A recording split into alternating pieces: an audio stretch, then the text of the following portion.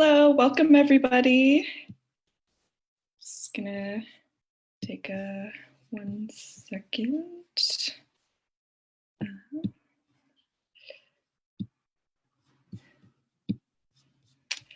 Okay, and we're live. Hi, my name is Carrie Young, and I am San Francisco Heritage's Communications and Programs Manager. We launched our all-virtual lecture series this year focused on women in preservation to celebrate the 100th anniversary of the passage of the 19th Amendment. And we are very pleased to continue our series tonight with a program focused on pioneering gardener and nurserywoman Sydney Stein. And quickly, for those who are not familiar with SF Heritage, we were founded in 1971 with a mission to preserve and enhance San Francisco's unique architectural and cultural identity. And over the past 5 decades, we've worked collaboratively with communities to save the city's historic built environment and cultural heritage assets. We also help preserve and provide access to the 1886 Haas Lilienthal House, a National Historic Landmark and the only single family residence of the period open to the public in San Francisco. We're temporarily closed now due to the pandemic, but are looking forward to when we can open again soon. This year, we are also celebrating the 150th anniversary of Golden Gate Park. And like all other things, these celebrations have moved online. And so you can find exhibitions, virtual tours, articles, and more at goldengatepark150.com. And we hope this lecture helps you learn something new about a woman who has contributed to our beloved park's history in a really big way. And so to tell us all about Sydney Stein tonight, we have another awesome woman, Nicole Meldahl. Nicole is an award-winning journalist who has worked for the National Park Service, the California Historical Society, and the Walt Disney Family Museum before taking over the Western Neighborhoods Project from the organization's co-founder last year. As executive director, she does all the things. She co-hosts a weekly podcast called Outside Land San Francisco.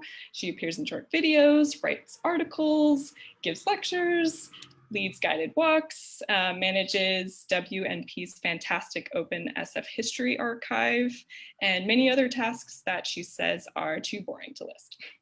And so before I let Nicole drop some knowledge for us, please note that you can use the Q&A feature in your Zoom menu bar to submit questions throughout the entire program. And those joining us on Facebook Live can also type out their questions there. And we'll take 10 minutes at the end to answer as many as we can. And so without further ado, I'll hand it over to Nicole. Hi, everyone, and thank you very much for that lovely introduction, Carrie, and thank you for having me tonight, San Francisco Heritage. As Carrie said, it is Golden Gate Park's 150th anniversary, and Western Neighborhoods Project was actually a community partner of GGP 150 celebration, so if you go to that website, you'll see all kinds of things from WNP. You'll see articles, lots of photos from our Open SF History Archive, and also a queued up podcast related to the park. So I definitely encourage you to go there. This year, we are also celebrating the passage of the 19th Amendment that extended mostly universal suffrage to women across the United States 100 years ago. And because of these two milestones, Western Neighborhoods Project has focused its history work this year on 2 subjects extracted from COVID-19 deferred exhibitions. The first was titled Monumental Golden Gate Park, in which we explored the history behind the park's landscape features and statues, which became far more relevant than we ever could have imagined in June of this year. And the second exhibition was to be titled Women of the West Side, in which we shared stories of incredible and often overlooked women in our part of San Francisco. So Sydney Stein is the perfect marriage of both of these subjects. And I have to say, I became quite smitten with her. You'll see why in a minute. But what I love most about her story is how it shows that the pathway of trailblazing women like her, the first female gardener in Golden Gate Park, is often paved by other incredible women. But first, I'd like to give you the elevator pitch for a Western Neighborhoods Project, because I know some of you are members and we very much appreciate you supporting us, but some of you might be new to us. So I want to give you an overview of who we are and why we're here. So we, Western Neighborhoods Project, are a 501c3 California nonprofit that preserves, interprets, and shares the history of San Francisco's West Side by hosting lectures and film screenings and rotating exhibitions in the Richmond district at our Home for History, located at 1617 Balboa Street. We also make articles and videos and the podcast Carrie mentioned earlier, Outside Lands San Francisco, available online at our website, outsidelands.org. You will also find here in the events tab at the very top, a whole litany of virtual happenings. We are, in fact, tomorrow we're recording a podcast. It's podcast live audience on Little Sisters of the Poor, which is maybe that giant brick building you've passed by on Lake Street many times before. So this is a sneak peek into the podcast crew, which includes Woody LaBounty there in the center. And you'll get extra visual footage that normal podcast listeners don't get, plus you get access to the after party, which admittedly is just us chatting and maybe having a beer. But nonetheless, it's really fun. And if you like what you see today, I encourage you to join us tomorrow and keep an eye on our events page. In support of this work at outsidelands.org, we launched an auxiliary program in 2014 called Open SF History that rehouses and digitizes thousands of historical San Francisco images from the 1850s roughly through the 1990s on our sister site, opensfhistory.org. And you can see here we have rotating articles that we feature every week. This was one written by our board member Arnold Woods on Lotta Crabtree in support of our Women of the West Side deferred exhibition. And if you're looking for photos of your home or wondering what the neighborhood looked like in the past, our photos, almost all of them, are mapped for your convenience. That's over 50,000 historical images now. These are all identified and pinned by a dedicated small army of volunteers overseen by our #1 volunteer, David Gallagher, because we truly believe and practice community history as a community project. So, but now let's get on with our show, because we're all here for Sydney. We're not here for W&P. I hope we're here a little bit for W&P. But as always, I like to just start at the beginning, square one. One of the things that drew me to Sydney Stein was the fact that she wasn't simply born, she was self-made. She even picked her own name. She was the daughter of Russian immigrants, Eva and Jacob Friedman, and her given name was Sadie Friedman. She was born in Brooklyn, New York in 1906 and came to California with her family sometime between 1907 and 1915. And this is the San Francisco that met them when they arrived. Once they were here on the West Coast, however, her parents divorced and Eva remarried to a man named Abraham Stein, possibly Wasserstein. The historical record isn't perfectly clear on this, but when Sadie left home, she adopted her stepfather's last name, which is interesting because her brother followed suit, also changed his last name to Stein, but her sisters kept their name of Friedman until they were married. So she and her brother seem to have been a little bit closer than her sisters. And the first time she used this new name was on an application at the Emmanuel Residence Club in San Francisco in 1922. And club records maintained by the Magnus Collection of Jewish Art and Life at UC Berkeley alternately refer to her as Sadie or Sydney Stein, and she would thereafter be known as Sydney Stein. And for maybe those who don't know, the Emmanuel Residence Club at 300 Page Street was part of a neighborhood center and settlement house run by the Temple Emmanuel Sisterhood for Personal Service that provided affordable and safe housing for poor and immigrant Jewish women in San Francisco at the time. And I believe, if the record I saw was correct, that members of the Lilienthal family were involved early on, so maybe a Haas-Lilienthal connection here. The sisterhood was focused on single women and or women without family following World War I, and they commissioned a residence hall designed by the Julia Morgan and Dorothy Wormser. And that in the upper right-hand corner is Morgan's blueprint from the club. It's from the Julia, or for the club, it's from the Julia Morgan collection at the UC Berkeley Environmental Design Archives. And if you have, a lot of these things are digitized, if you also have some spare moments when you're not going down a rabbit hole on Open SF history, I highly recommend going through the Julia Morgan collection. It's impeccable. Now this building is the San Francisco Zen Center, but the building was brand new, as you can see here in this left photo and in the bottom right photo, when Sydney first called it home in 1922. She would stay there on 4 separate occasions, kind of on and off through 1929. And it was at the Residence Club in this building, designed by women, for women, that Sydney met the woman that would change the course of her life. Sydney worked as a stock girl and a saleswoman in the city to pay her $3 a week room and board. But what she really wanted to do was work outdoors. She had once filled in for a friend as a temporary gardener on a large estate in San Mateo, and the experience really stayed with her. And I don't think it's a coincidence that San Mateo, a private residence in San Mateo, is also where John McLaren worked early on. So she meets a woman named Matilda Esberg. Matilda Esberg is a prominent local philanthropist and founder of the Emmanuel Sisterhood. And she was also an incredibly impressive woman.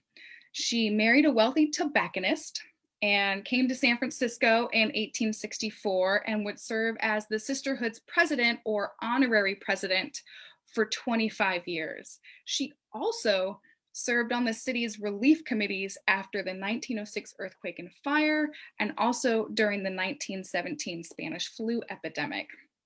Yet, for all of her work, I could find a photo of her husband, Mendel, and a photo of her daughter, Edith, who you see on the left, but I could not find a photo of her. And I'm finding that this is more common than I'd like for women of her era. They're not as visible in the historic record as they should be. They're not as remembered the same way as the men whose names they took or the women they gave birth to. But Sydney Stein would never forget the support of Mrs. Esberg and the Emmanuel Sisterhood. She would join the Residence Club's board as a success story after making a name for herself, serving the organization in one form or another from about 1940 until 1955. But that's getting a little ahead of myself. So she's at the Residence Club and she tells Matilda that she wants to work outdoors, and Matilda sponsors Sydney so she could attend the California School of Gardening for Women. And here in Sydney's story, we meet more incredible women that touched her life. The school was established on a large estate in Hayward and was the first women's gardening school in California, as well as one of the earliest horticultural colleges for women in the United States. On the left, you can see some early photos from like the 1930s, 1940s of women on the property. It was established by an English heiress named Miss Maud Gibson and her friend, Dr. Ann Martin, who was a California native and a graduate of UC Berkeley who went on to a notable career at Children's Hospital in Oakland. The two met overseas and discovered a mutual passion for women's suffrage.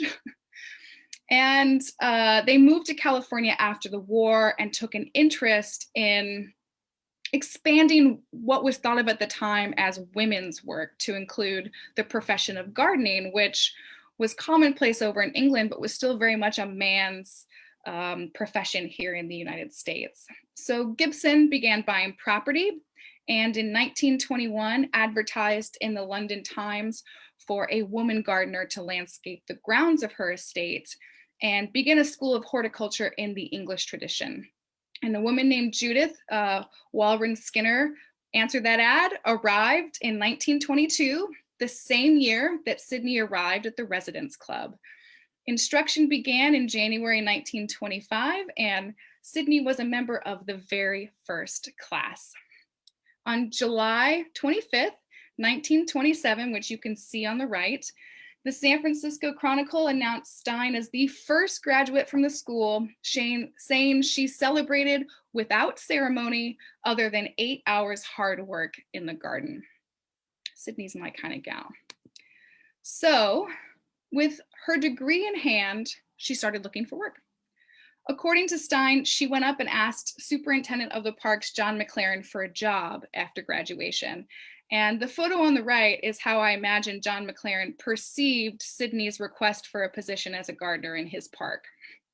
She later recalled that she didn't get the job right away, but she kept going back. And finally, he asked me if I could spade. And I said yes, so they put me to work spading, and I spaded for over a year, starting in 1929.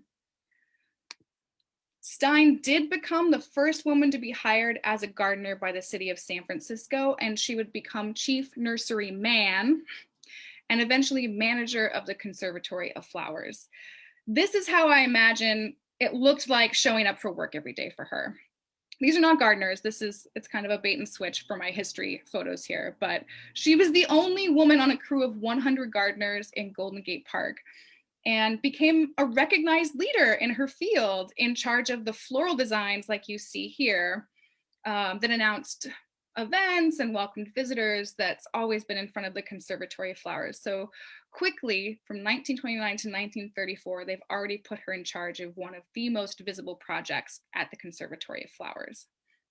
And as the only woman, she seems to have sort of settled into a mothering role with some of the other laborers who hadn't made it to the level of gardener yet.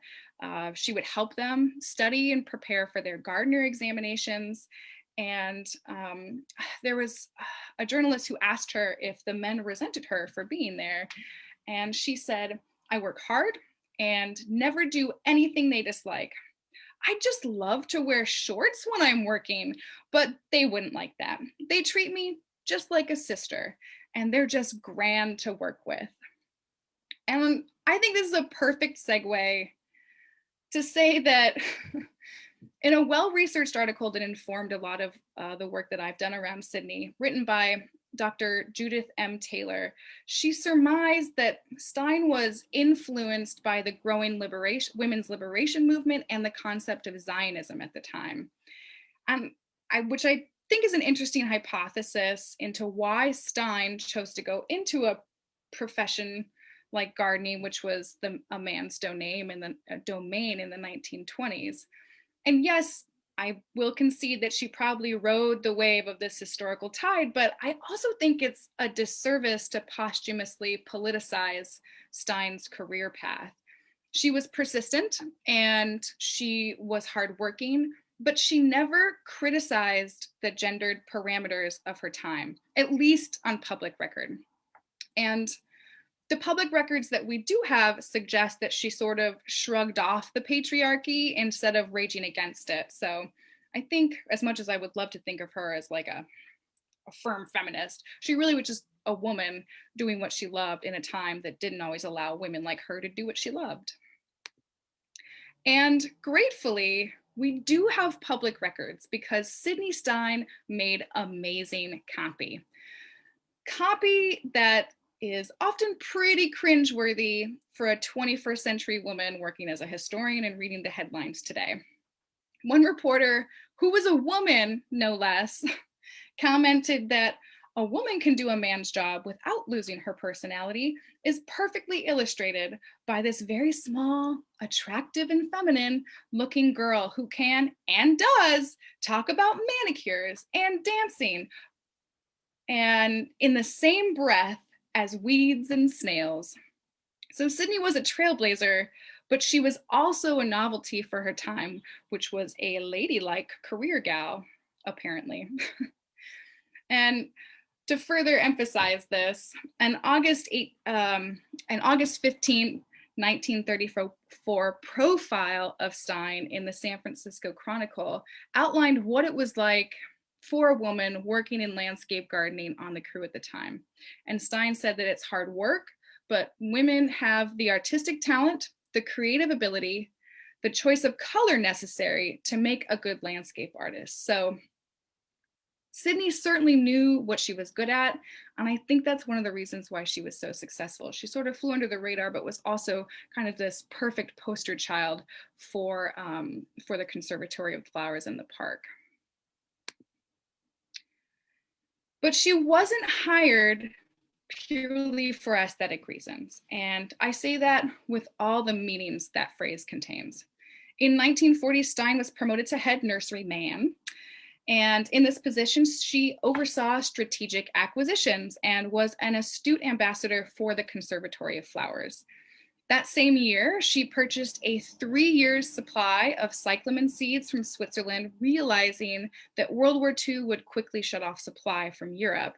And she safeguarded these botanical refugees, and after 18 months, they matured into 900 plants, ranging in color from vibrant pinks to reds and also to white. And by 1914 or 1942, they were distributed all throughout the park. And you can see a photo of her like lovingly hugging the plant on the left from a newspaper article. And I should say that she did not save tulips. She did not save tulips. I misspoke when pitching this talk to Heritage, so my apologies for the false advertising. I'm a people person, I'm not a plant person, and I heard cyclamen seeds from Switzerland, and I just thought tulips from the Netherlands. So I'm really sorry if you showed up here really jonesing for that tulip story that doesn't exist. But anyways, here on the right, you can see her with D. Lyle Ghirardelli, who was presenting cacao seeds from Costa Rica to the conservatory in December of 1948. So she was also a wonderful ambassador for the conservatory, forging these sort of strategic partnerships with prominent San Franciscans who helped keep the conservatory afloat.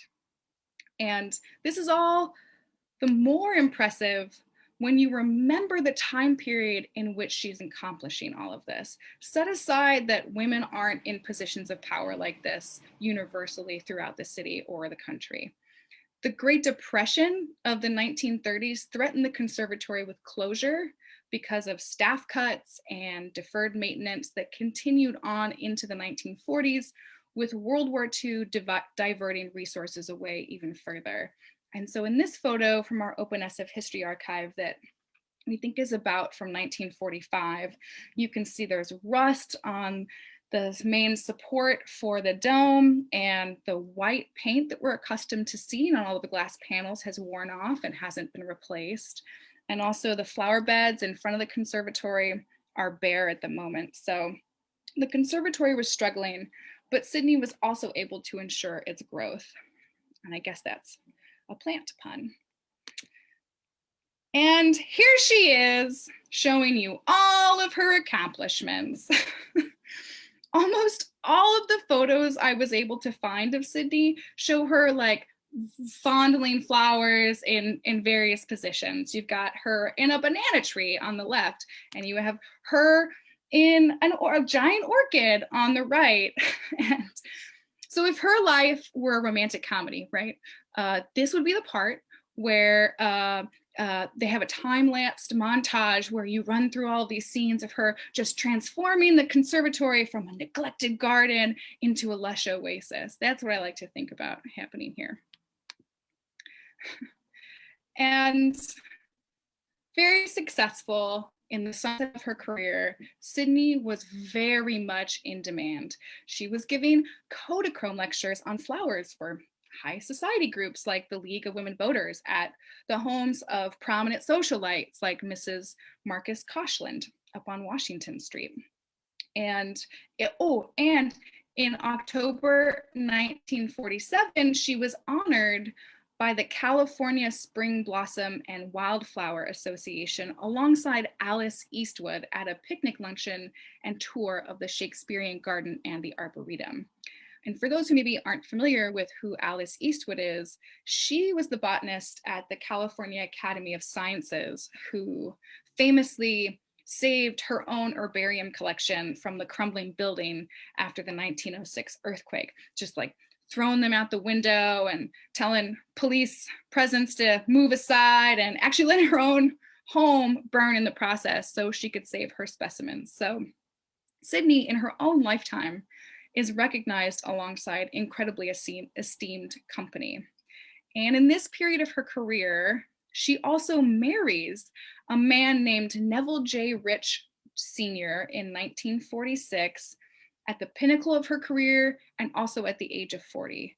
And because she waited so long, I thought, this guy has to be something impressive. And I think he actually was. I don't have anything to prove that, really. I never met him in person, but he was a native of Australia and an engineer trained in England. And then during World War II, he was a balloonist in Egypt with the British Army. I'm sorry, World War I. He was a balloonist with the British Army in Egypt. So articles after that start referring to her as accustomed to the day as Mrs. Sydney Stein Rich. But if you've noticed, I have chosen not to refer to her by her married name. And that's definitely a choice on my part as the historian here. I think personally that it's fitting to remember Sydney by the name that she chose for herself instead of the name that she took by law late in life. But again, that's a personal choice as a historian here. So she's married in 1946. And then by 1948, she had earned the title of chief gardener. And when she retired in 1949, she did so from her position as head of the Conservatory of Flowers, which is a monumental achievement for someone at the time. And she's the first woman to hold that position. But she wasn't idle for very long. I think she's one of those hardworking people that doesn't know how to relax. She soon joined the storied Podesta Baldocci florist firm as a flower arrangement consultant. And yes, that's the same flower shop featured in Hitchcock's 1958 film Vertigo. And if you're getting really excited that some of her floral arrangements might have been featured in the film like I did, you would be wrong, just as I was. Because unfortunately, Sydney passed away in 1955 when she was only 50 years old. And I figured, as a historian, you're like, oh, where's that obituary? Because I'm sure there's going to be some just nuggets of gold here about the first female gardener in Golden Gate Park who ran the Conservatory of Flowers. And I never found that in-depth obituary I was hoping for. There was just a small death notice in the San Francisco Chronicle, and it requested, per the family's instructions, that all contributions be made to the Striving Arboretum and, of course, Emmanuel Residence Club. So 2 decades after Sydney's death, her sister, Esther Oppenheimer, worked with conservatory staff to create a permanent memorial to her sister. And there were brainstorming sessions fueled by Chinese takeout that Oppenheimer got from the Richmond district. And eventually a bench was suggested. Funds were raised by the conservatory's auxiliary, and a green porcelain bench was built, and the conservatory hosted a large ceremony in honor of its dedication on September 12th, 1983. And I'm sorry, the only photo I had was this, total ham photo up in the upper left-hand corner. I always go and visit Sydney's bench when I'm at the conservatory. But, and the public library in the History Center on the 6th floor has an invitation from the event that dedicated her bench. So stop by there when you're able to in the after times. The bench was installed in this platform sort of overlooking the conservatory valley, but over the years it was completely forgotten, covered by various trees and shrubbery and things like that. And it was only rediscovered during construction efforts that rebuilt the conservatory after a debilitating windstorm that crushed like 40% of the window panes and closed it for a really long time. In fact, from 1995 to 2003, the conservatory remained unopened. So, but she does have her bench. It is inside today. After the windstorm, they brought it inside to a safer location. So I highly suggest visiting Sydney the next time you're in the conservatory. And Sydney's bench is, I believe, correct me if I'm wrong, the only memorial to an actual woman in Golden Gate Park today, which is kind of astounding. We do have Nancy Pelosi Drive, and we also have the Pioneer Mother statue, which is a man's portrayal of a fictionalized woman that the women who commissioned her didn't even approve of. And the story behind this statue is wild, let me tell you. It might actually be worth its own presentation someday. It was created for the Panama Pacific International Exposition in 1915, and you can see her on the left-hand side displayed prominently at the Palace of Fine Arts. And then they lost it for a little bit, and then they found it again, not in a great state, but they cleaned it up and they put her back on a pedestal, and it was exhibited again at the Golden Gate International Exposition on Treasure Island from 1939 to 1940. And then it made its way over to Golden Gate Park. And this is a really long way of saying that I think Sydney deserves more than just a bench. And I think Golden Gate Park should have more visible memorials to real women. And I really, really hope that the city's their re-examination and survey of public art in the park, happening now, I believe, as a result of the toppling of those monuments on Juneteenth of this year. I hope that they're able to make that a reality. So I'm keeping my fingers crossed that we'll see more women in stone or whatever memorial it takes shape as in the very soon future. So that's all for me today. I hope I didn't just power through that super fast. Thank you again to San Francisco Heritage for having me, and to all of you for spending the evening with us. I know there's a lot of competition for Zoom events out there these days, so I know it's a choice to be here. And I should also say that we first featured Sydney Stein's story in our quarterly magazine, which is a benefit of Western Neighborhoods Project membership. We are a nonprofit that depends on individual donations to survive, and donations from nice people like you who come to events like this. So if you enjoyed this program and you want to support work like this in the future, I hope you consider a tax-deductible donation, or actually becoming a full-fledged card-carrying member of Western Neighborhoods Project. You can go to any page on our websites. There's a big orange button at the top of every page. You can clickety clack that and get to where you need to go, or you can email me. I have my email address up on the screen. It's just my first name, Nicole @outsidelands.org. So, and also, just kidding, we don't give out actual real cards. So don't expect one of those to come in the mail. But anyways, thank you.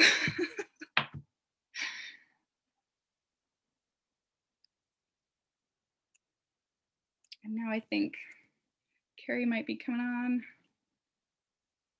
Yeah. Thanks, Nicole. Thanks also for the image of Sydney Stein in a rom-com. Also, I'm just picturing that montage, and I would watch the whole movie. Is what I'm saying. I would totally write it together, Carrie. Yes, and the cyclamen seeds, that's really interesting too. Though not tulips, you're right, but cyclamen seeds. Do you have any idea how she did that, by the way? Or did she just, do you know what that process was like? I don't know. If not, that's totally fine. I was just wondering. I don't know what the process is. I wish I did. There was actually something else when I was preparing for it, because I just looked up all my old research and reformatted it, because that's what we do as historians, is we just keep using the same things over and over again. But I noticed that in the headline that I put into one of my slides, it says that she just loved, the girl gardener just loved to work for no pay. And I was like, what? Did they not pay her? And it's something I have to track down. I have to relook at that article, because I was like, oh God, I hope they paid her. I hope so. We do have a couple of questions from the audience. First question is from Junior Hansen and asking, can you tell us exactly where in the conservatory the bench is located for those who will visit in the future? Just, it's probably more fun to just try to discover where it is, but if you know, please share. Go on a hunt for sure. But so if you're in the center area of the conservatory, sort of right off on the right-hand side, there's a big, I'm going to use all the wrong terms now, I'm just realizing this, but there's like a big covered seated section, an awning, right near a little a fountain from the 1915 World's Fair, actually. And so she's very much secluded. There's trellises covered with like vines and things like that. And every time I go in to see her, I have to kind of push flowers out of the way, which I'm sure they don't want you to do. So I can get to see her inscription and take a photo of it. So yeah, that's the worst topographical description of where to find this bench. I'm sorry. But again, it'll be fun to just finally visit, try to look for it, and then, have a nice quiet moment to yourself on the bench. Could you tell us, we have two questions asking, were there any other women hired on in the park after Sydney Stein? Or can you tell us, did she pave the way for other women kind of directly after her? Or I first came across Sydney when we were researching in support of the conservatory's 140th anniversary, I think like 3 years ago or something like that. And she's really the only prominent name we consistently saw associated with any kind of gardening position. But to be honest, most of the gardeners, most of the staff at the conservatory didn't make the headlines, didn't make the news very often. And we don't have access to, they may not exist, any records from the conservatory over the years with staff turnovers and things like that. The administrative records don't actually exist like we would think outside of their committee meeting minutes that are public records and are at the library on microfiche. Got it. Thank you. A question from Parisa. How did Sydney feel about, do you know how Sydney felt about the statues in the park? Or in general, She's not on public record about the statues. I'm sure everyone in the audience, being astute followers of local history, know that John McLaren famously hated them. And although I've never found the origin of that comment, and I'm wondering if it exists. I've heard that too, but where did it come from? One of those urban myths here. One of those things. Who knows?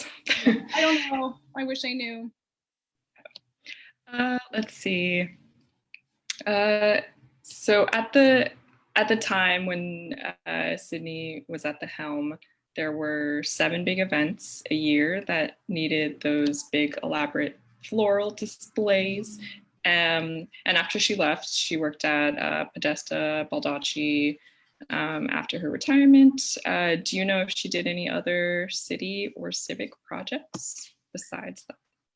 I know she continued to lecture. I don't know at what scale and in what capacity connected to the city after that. Everything, all the references, which weren't that many after her retirement, besides mentions in society columns and things like that, and connected to her husband's family. So I don't know about large scale projects, but definitely she remained active. Right. Let's see.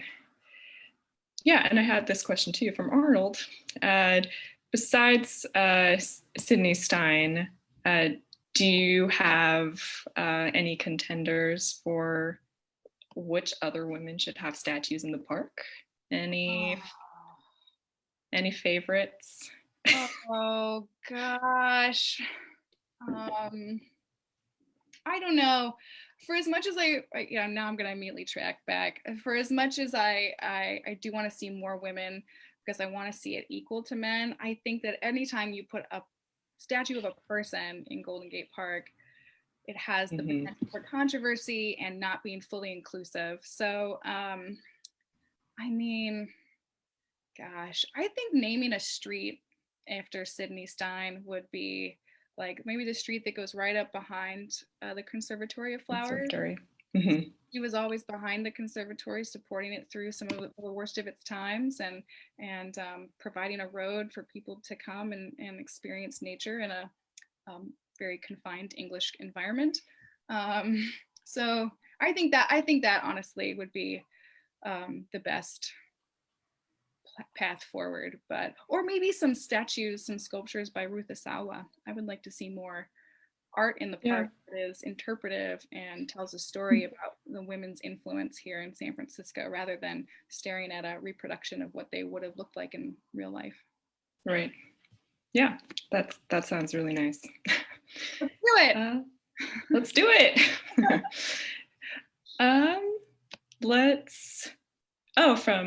From Michelle, more of an open SF history question for you. What's been the most surprising or unexpected thing that you've come across with 50,000 plus images in the Open SF History Archive? And I know you could probably tell folks that WNP has full events about this. Yeah, I mean, because there are so many. Every day we find weird and cool things. I mean, gosh. Well, I have two stories to tell. How much time do you have? Two stories to tell. One is we found a photo of my partner in crime and co-founder of Western Neighborhoods Project, David Gallagher, in one of our Open SF history photos at a punk show from the 1980s. So, the historian becomes the history, which is totally crazy. And two, prior to my time, or actually concurrent to my time, because I volunteered for WNP while I was still working with the Park Archives and Records Center at the Golden Gate National Recreation Area, which is a total gem, and you should all go check it out because it is open for reference, even though the building looks abandoned. But so I was working on cataloging these abandoned photos from a prominent military family who had ties to like minor European nobility. And at the same time, I was cataloging a batch of abandoned photos of clearly someone who lived near the Presidio in the like 1910s, 1920s, 1930s. And as I'm doing this both simultaneously, I go, wait a minute. This is the same dog. I think I see the same exact dog wearing the same collar in the same location. And I was like, there's no way this is true. So I go back to the GGNRA the next day and realize it is. The GGNRA has the prints and WNP has the negatives. And so I start researching the provenance, and our very generous private collector who gifted us this large, amazing, wonderful Open SF history archive, he bought some of this from an antique store in the 1980s. And then I don't know if the whole archive went to this one antique store and like he bought some and another family bought some, but they just dropped it at the old Presidio Army Museum. So, I mean, that's cuckoo crazy, right? Like the only person who could have figured that out, because the GGNRA's photos aren't online. They're lovingly cataloged by myself and stored preciously, but they aren't really accessible to the public. So, I mean, it's right. There's so many. Yeah, exactly. But I'm like, the pressure, right? Like, oh man, what else is out there? What are we missing?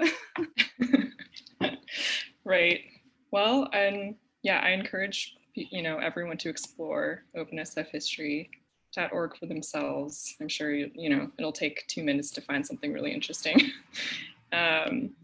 Let's see, we still have a few more minutes, I think. We have a couple more questions.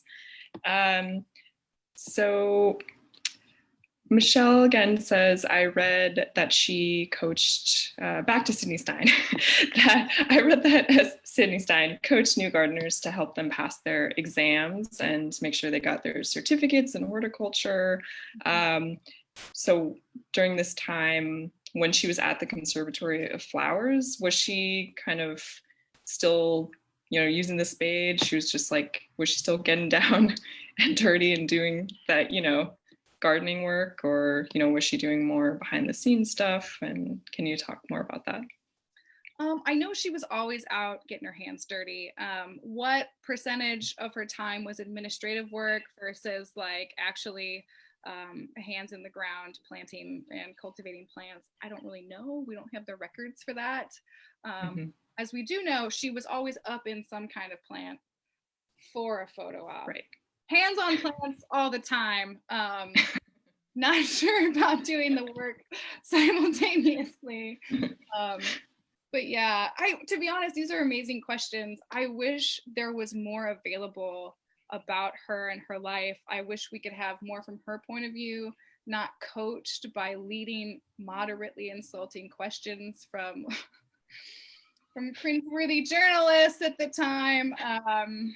Who knows, maybe one day they'll be digging around at the San Francisco Zen Center and they're gonna pop up with like a weird batch of diaries. I don't know. You never know where information will come from, but yeah, right. Sorry, I don't know. Yeah, I think we'll wrap it up. And so I wanted to say thank you to you, Nicole, so much.